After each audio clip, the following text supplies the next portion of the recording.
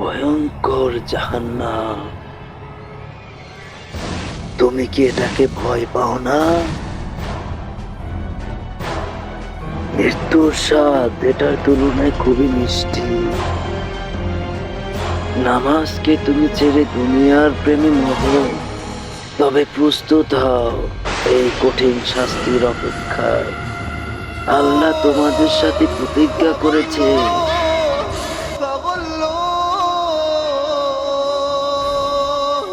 خذوه فغلوه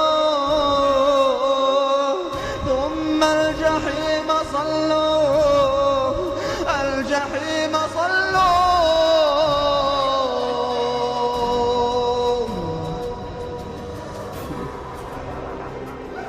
ثم الجحيم صلوه ثم في سلسلة ذرعها